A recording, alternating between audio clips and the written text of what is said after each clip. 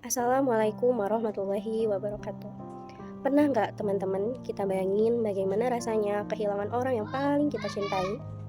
Sekarang bayangkan yang hilang itu adalah manusia terbaik yang paling mencintai kita, bahkan lebih dari kita mencintai diri sendiri. Beliau adalah Rasulullah Shallallahu Alaihi Wasallam. Hari-hari terakhir itu Rasulullah Shallallahu Alaihi Wasallam sedang sakit. Demamnya tinggi, tubuhnya lemah hingga untuk berdiri pun beliau kesulitan. Tapi tahu nggak, di kondisi seperti itu yang beliau pikirkan bukan dirinya, tapi umatnya, kita. Beliau masih ingin sholat bersama para sahabat, masih ingin memimpin, tapi tubuhnya sudah tidak kuat. Sampai akhirnya beliau menunjuk Abu Bakar untuk menggantikan.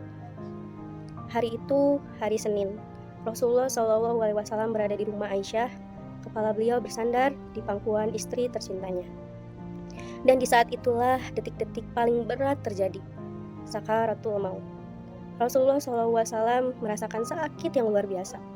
Bahkan beliau sendiri mengatakan bahwa sakitnya terasa sangat berat. Ini menunjukkan bahkan manusia paling mulia pun tetap merasakan dahsyatnya kematian.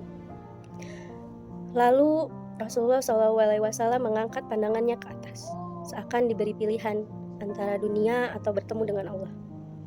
Dan beliau memilih bertemu dengan Allah. Perlahan, napas itu berhenti. Rasulullah SAW wafat di pangkuan Aisyah.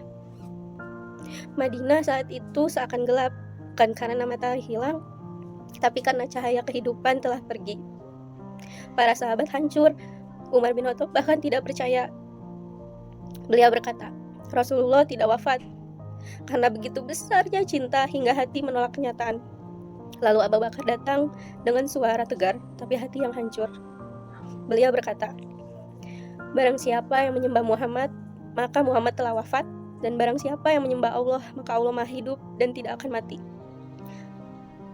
Di saat-saat terakhir hidupnya, Rasulullah SAW tidak meninggalkan harta, tidak meninggalkan istana, tidak meninggalkan kekayaan.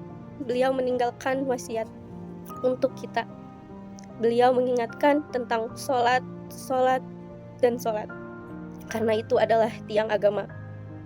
Beliau mengingatkan agar kita tidak terlena dengan dunia, karena kehidupan ini hanya sementara.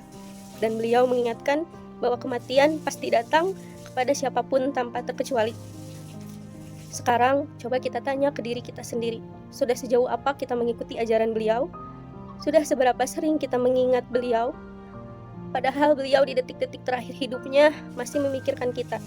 Semoga kita termasuk umat yang kelak diakui oleh Rasulullah SAW dan mendapat syafaat beliau di hari kiamat. Amin, amin ya robbal alamin. Wassalamualaikum warahmatullahi wabarakatuh.